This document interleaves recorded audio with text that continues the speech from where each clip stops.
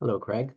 Okay, well, good afternoon, everybody. Welcome to Association Leadership Season 6, Episode 9, the longest title in the history of our webinars, a review of the 2025 changes to Florida Statute 718 and 719 HB House Bill 913, with a specific emphasis on changes to the rules affecting milestone inspections, SIRS, and the funding of reserves. So the longest title, you're welcome. I want to welcome back Michael Bender and Jeff Rembaum from K. Bender Rembaum. Guys, welcome. Thank you. Nice to be here. Thank And you. also welcome back Nicole Johnson, Director of Operations of Hafer CPAs. Nicole, good afternoon. Thank you. Good to see everybody. And thank you, everybody, for joining us. Before we get started, I wanted to remind everyone that our panel is not here to give advice to your particular association. They are just here to provide their thoughts and insights on the agenda items we'll tackle today. And we do have a long agenda. I am confident that the webinar we have for you today will answer most of the questions you submitted. Thank you to those who did submit questions with their registration. We had over 1,000 registrants for the webinar this afternoon. Unfortunately, some of the questions submitted weren't related to the most recent legislative changes, so it's unlikely we will get to those today, but perhaps in the future we'll be able to address them in another webinar. You can continue to chat in your questions as we go, and we'll try and work those into the conversation or the discussion this afternoon. As a reminder, the theme of the webinar today is to address changes to 718 and 719. We will not be addressing any legislative changes relative to 720, and there really weren't any. So if you're a director of an HOA, this content will not be relevant to you. So we will return. We thank you. You're welcome to listen, but we'll return to a more balanced webinar in the next session. Finally, from a housekeeping standpoint, we will be using the polling feature today. And I'm going to ask our first question: what type of community do you live in? And what particular position do you hold on that board?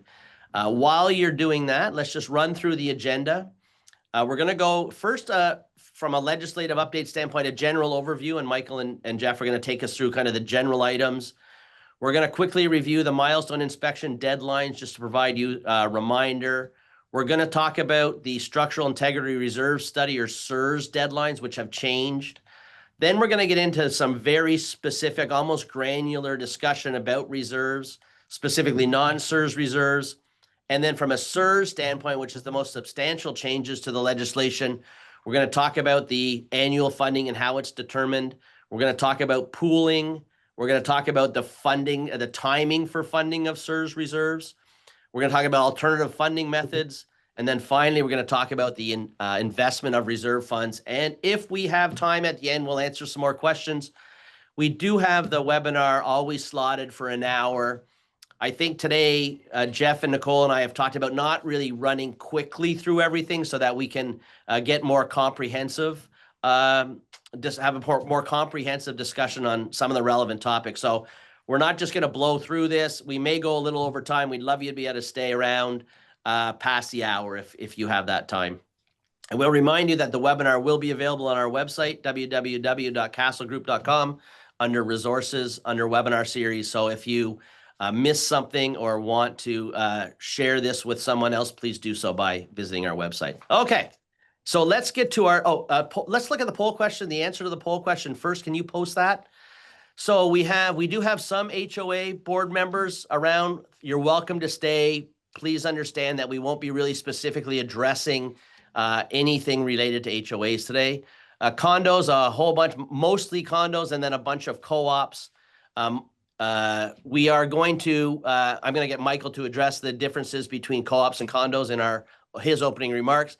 And then what position do you hold on the board? So we have 22% are presidents, 15% treasurers. Of course, you know, the treasurers know everything, so that makes a lot of sense. And a bunch of directors, and then 40% of the people are not board members, so managers, vendors, and things like that. So anyway, welcome everybody this afternoon.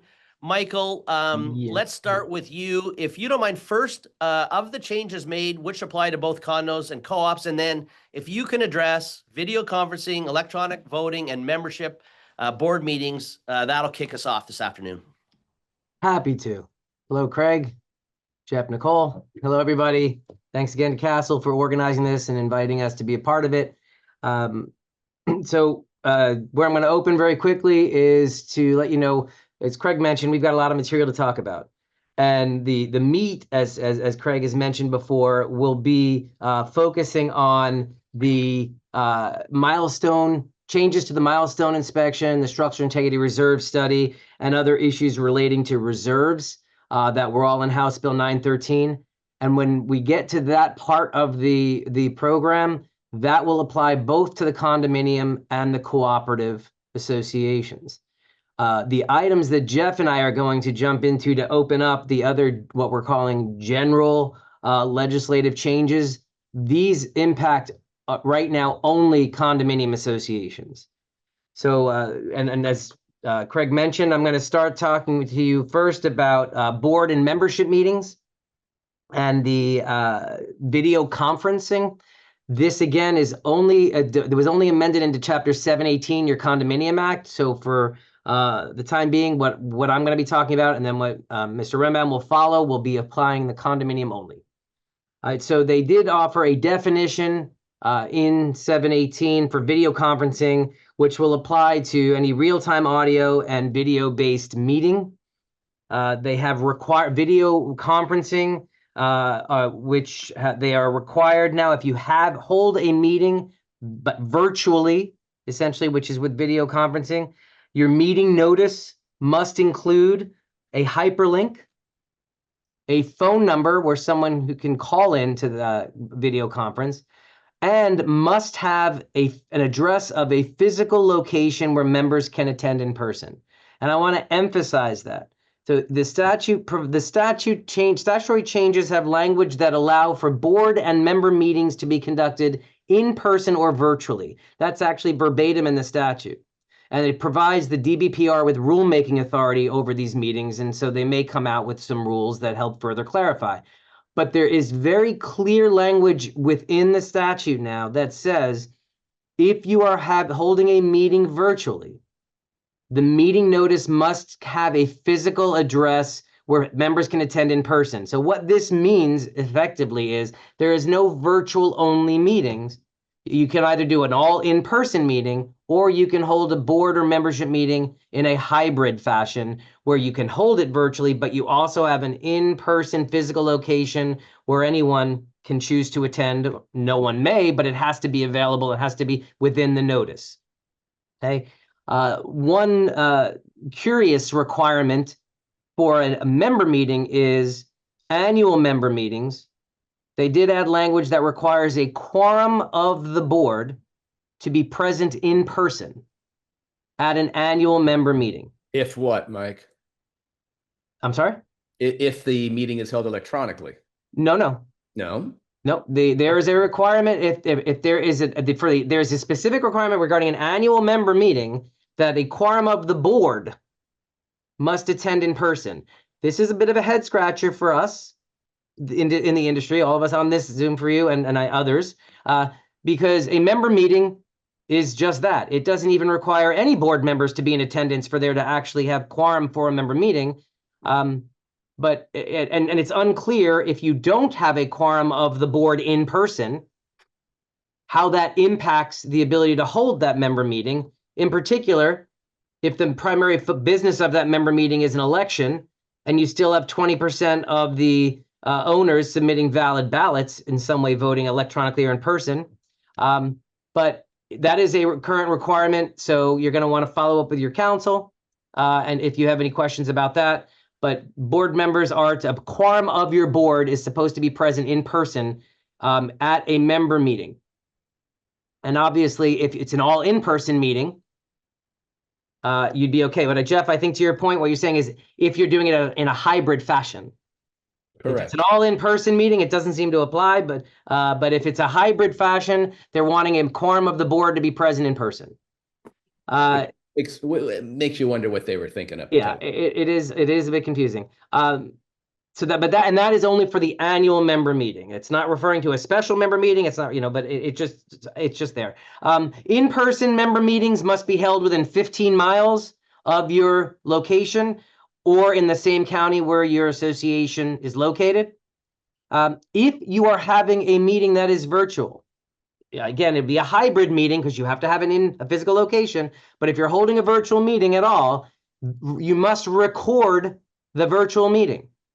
Those recordings are now become part of the official records to be maintained for at least 1 year.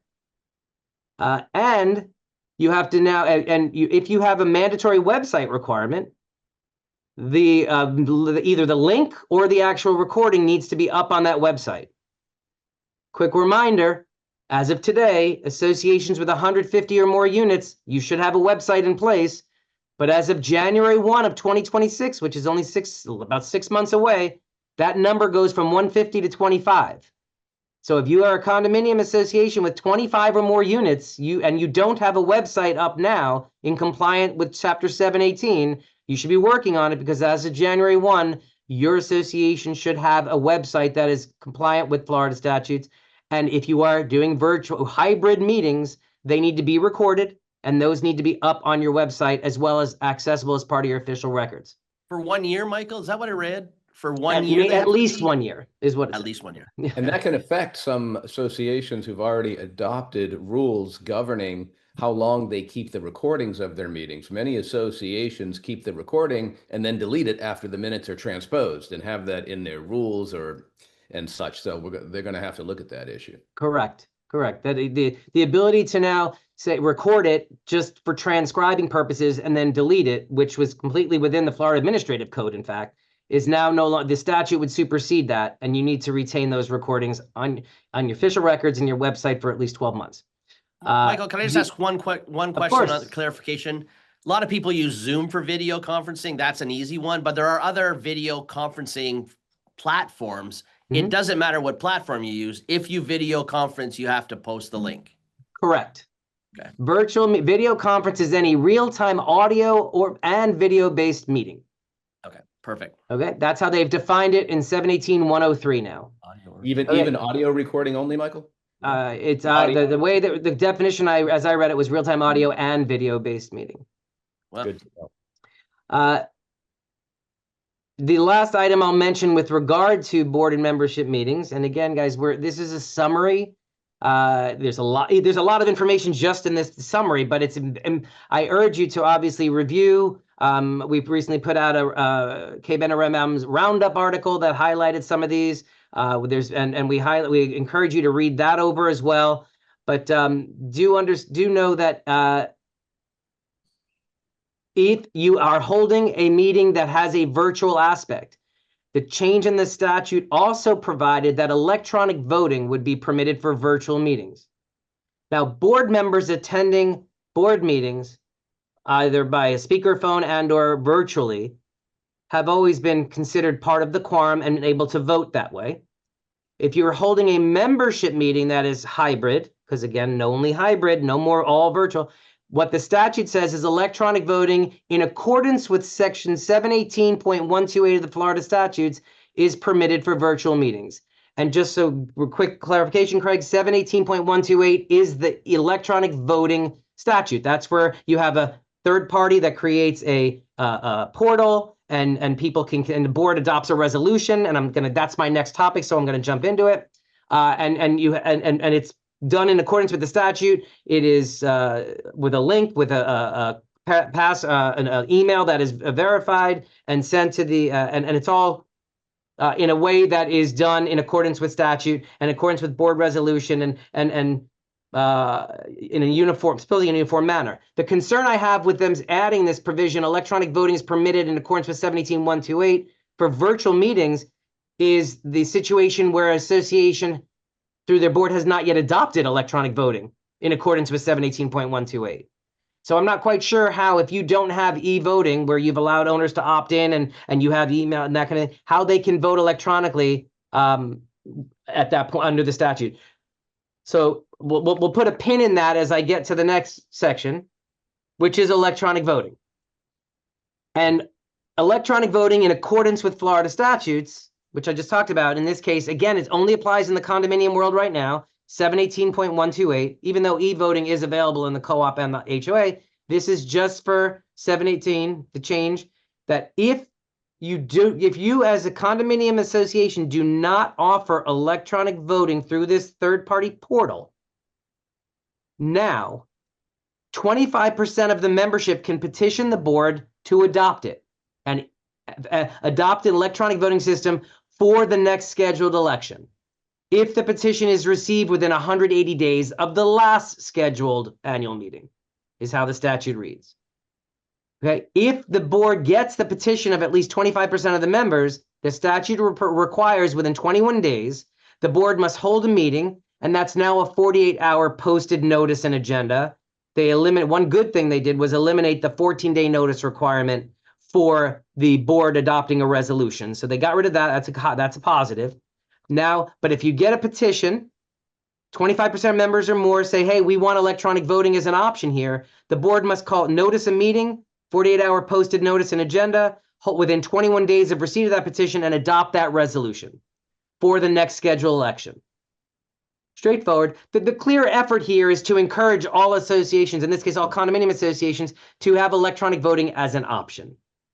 I think that's a good idea to have electronic voting as an option, not only for elections, but if you're looking to update your documents, vote on material alterations, those are the things, it's good. But you're going to want to move, if you don't have it, you're going to want to strongly consider getting it, because what the statute currently provides, if you don't have electronic voting at your next scheduled election, if it's not yet been implemented, the condominium association must designate an email address for receipt of electronically transmitted ballots. And I want to make sure we understand the difference. E-voting is where you're voting through a portal, where you are going onto the site of the electronic voting company, and the ballot would be on there, and you would choose who you want to vote for, and you would upload your ballot after your email address had been verified, and it's all in place. And Michael, on that one, it's all confidential, right? No one knows. Correct. It remains, it's in accordance like with your two envelope process, where what the reports that are sent to the association, the one report is who voted, not how you voted, just who voted, so we can make sure there's not duplicate voting. And then there's just a summary. This is the number of votes that each individual candidate received. That's anonymously. The electronic transmitted ballots, if you don't have e-voting in place, electronically transmitted ballots would mean the association designates an email address. Then presumably, and this hasn't been spelled out in the statute, Craig. I imagine the division will come up with rules, but I'm going to presume the association would have to send out to all owners, if you have email from them, you can email it to them, but you're going to have to probably mail a letter that says, hey, here is the email address we are designating. If you want to vote, send your ballot in by email. The ballots have 3 specific requirements. 1, there's a space for the unit owner to type their unit number. 2, there's a space for the unit owner to type their first and last name, and the statute says that will function as their signature. And it's not, it's just typing in my first Michael Bender, that my signature. 3, there's a statement that is specifically set forth within the bill, in all caps, larger font size than the rest of the email, which I'm paraphrasing, essentially says the person submitting the ballot by email understands and agrees to waive the secrecy of their ballot. So the association would say, hey, here's our email. If we don't have electronic voting, here's an email address we're designating for you to email your ballot. If that's what you choose, you need to make sure this all caps phrase is in your ballot, and you need to make sure that you put in your unit number and your name, and then who you're voting for, how you're voting, I guess. Okay. So Michael, yes.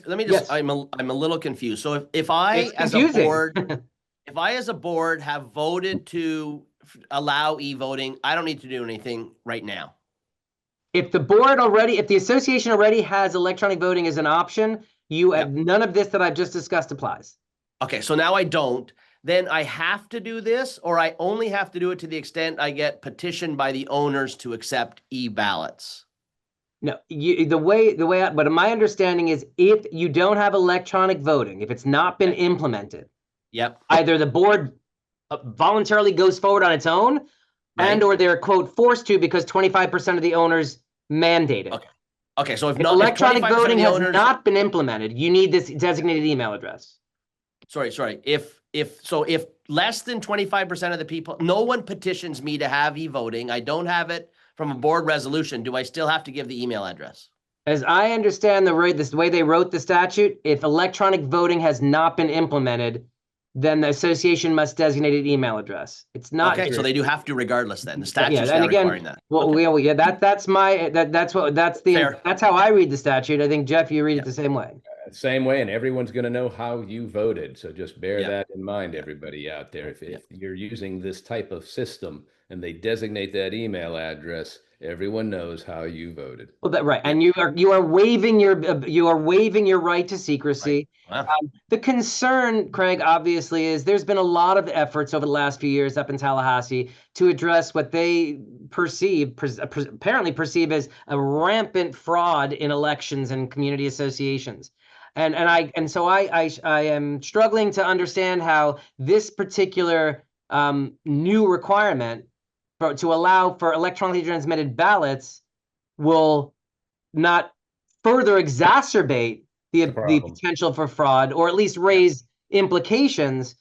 My understanding is they are encouraging electronic voting. They want everybody to offer electronic voting as an option. Because remember, listeners, if you have e-voting, it's not a mandate, it's an option. People can still vote by paper. You still have to send out, paper ballots, etc. But they want everybody to offer electronic voting, so those owners who don't live locally, who don't want to leave their unit, or who live overseas or whatever, can still participate, get more participation. Not a bad thing necessarily, but to extend it this way, in my opinion, without really putting in proper guidelines, I'm not sure what stops someone from getting, because there's nothing that says a designated as an owner can send 50 emails to this designated email address with different unit numbers and names typed in. In other words, you're saying, how does the association know the validity of the voter himself or herself? Correct. How do we know who's voting? Right. Unlike the electronic, right, exactly, Jeff. Unlike the electronic voting under 718.128, where that is all, that is verified, and you have the email address, those email addresses from where you're voting. Now, again, if I'm the one who's say, here's my email address, and I sign up for e-voting, that doesn't mean I can't invite Jeff into my computer, type in my ballot, but that you can't control that. But at least there's a one email address, one vote. And it's lined up correctly. The new legislation is missing that. It should come from the owner who votes electronically should be required to register their address with the association, and the ballot should have to come from that address. But but Jeff, you're using logic, which doesn't really apply in this particular circumstance. And only one email ballot per email address should be permitted. So hopefully we'll get that clarification. But I don't envy the boards, the managers, the attorneys, the election monitors who have to deal with this until we get that clarification. More fun for Craig. All right. Yeah. Just two quick points on this, guys. The ballot must be submitted to that designated email address by the date and time of the meeting the vote is going to be occurring. And then a director, officer, or an agent of the association has to sign a sworn affidavit that they have reviewed all folders that were designated for these emails. They've reviewed them to make sure that they've got any email ballots, and that affidavit is part of the official records and part of the meeting minutes, and also a rebuttable presumption that they've met this requirement. Good times. Jeff, I kick it to you.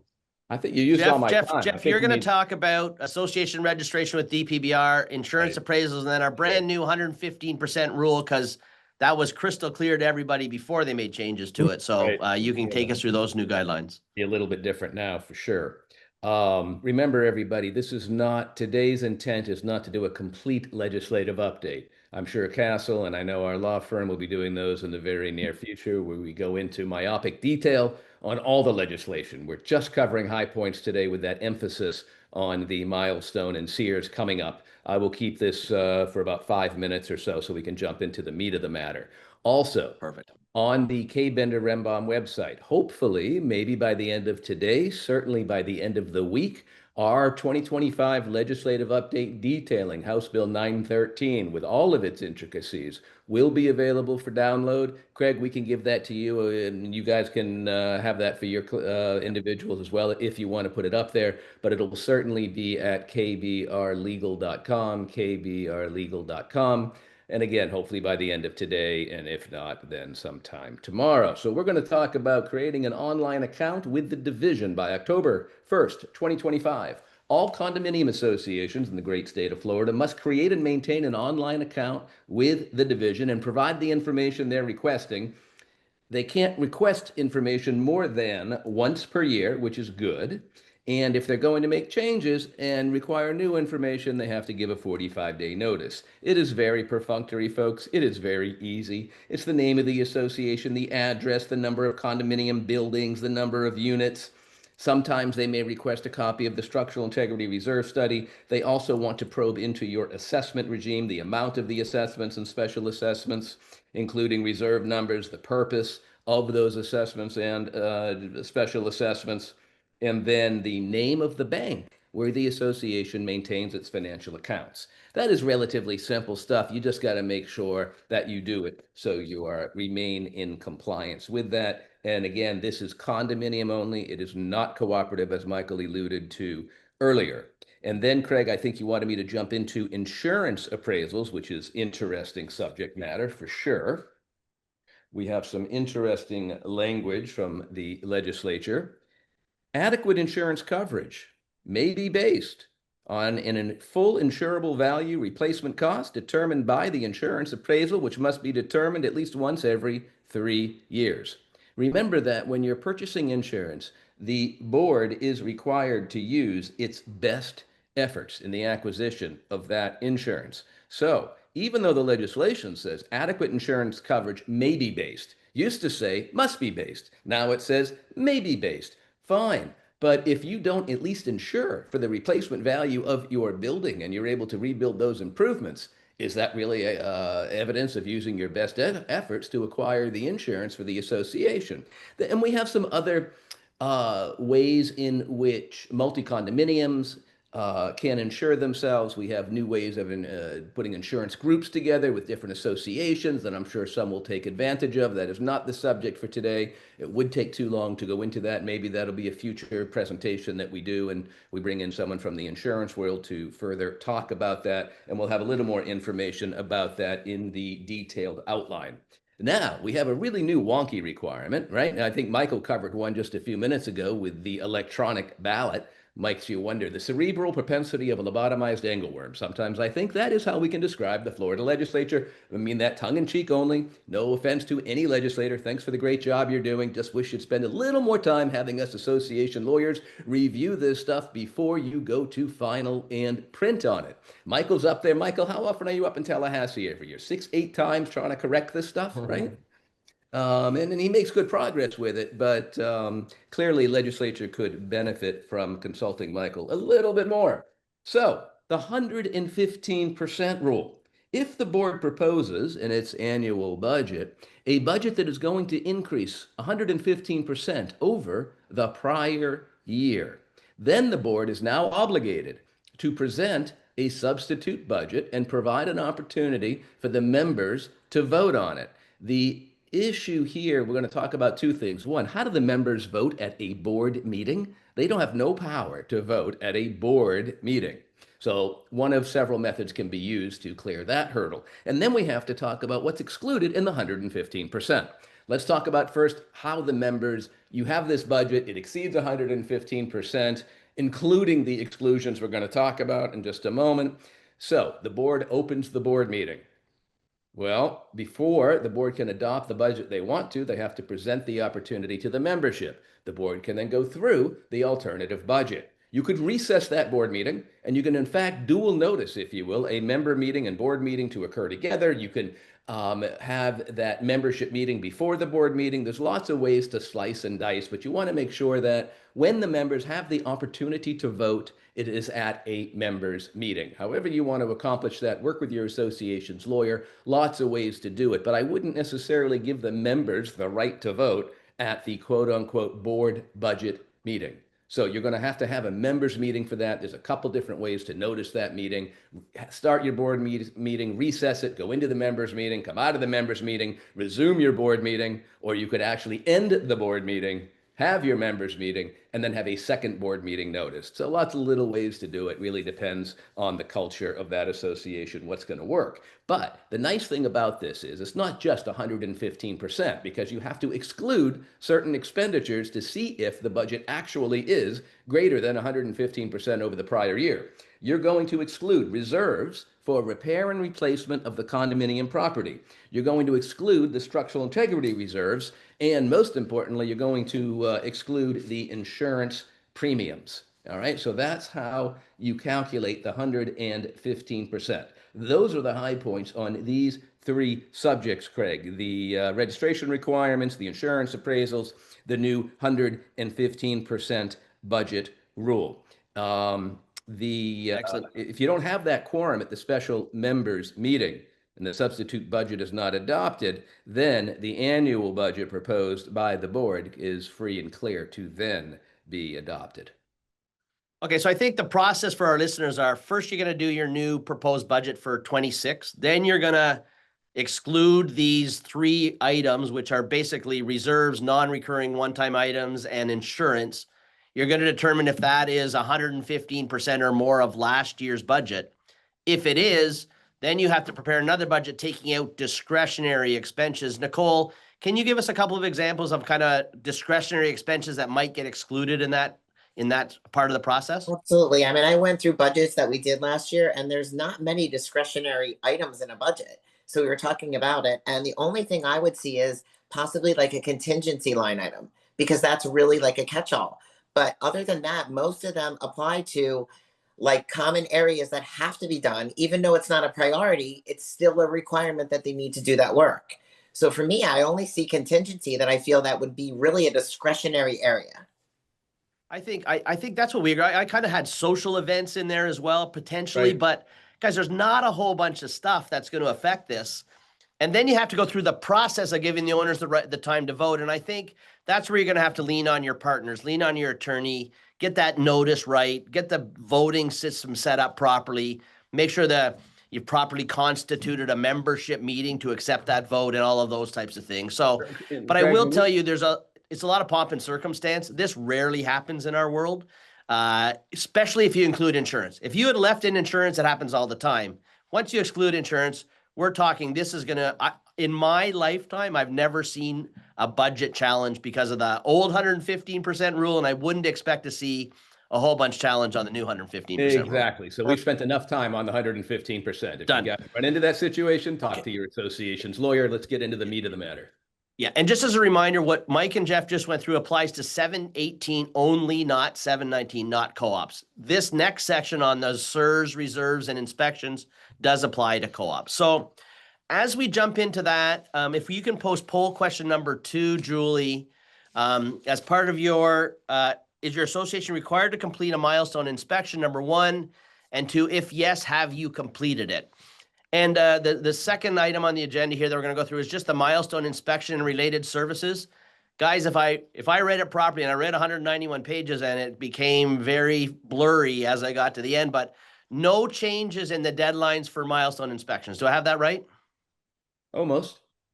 Almost. There are some changes to related to habitable floors and conflicts Right. that are in the statute, but on the deadline to complete, still due December 31st, 2024. Okay, Michael, Correct. can you just take us through the habitable floors and the conflict changes to the legislation?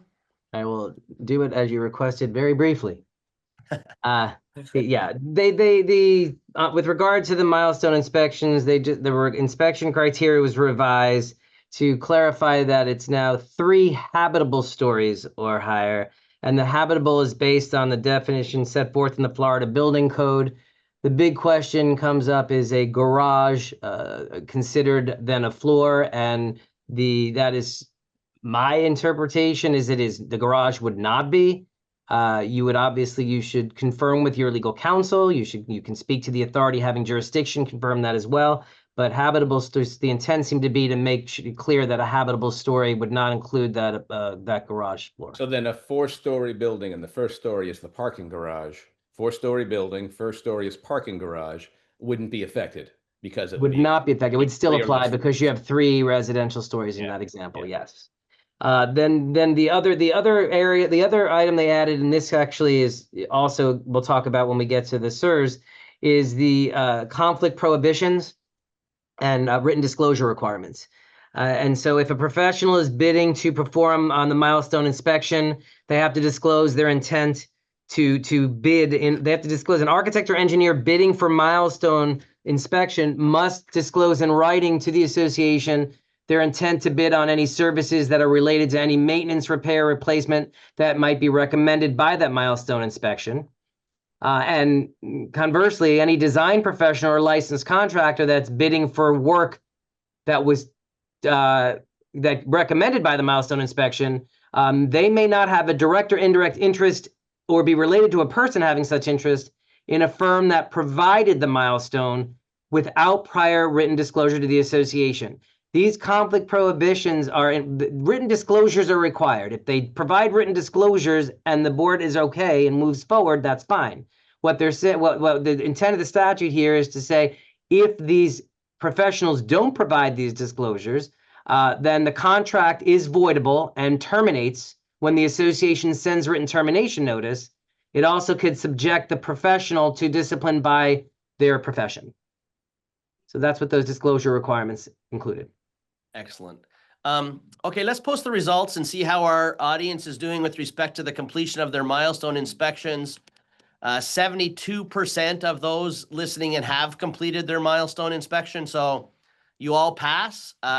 23% haven't. You're past due. No, the first question is, are they required to, Craig?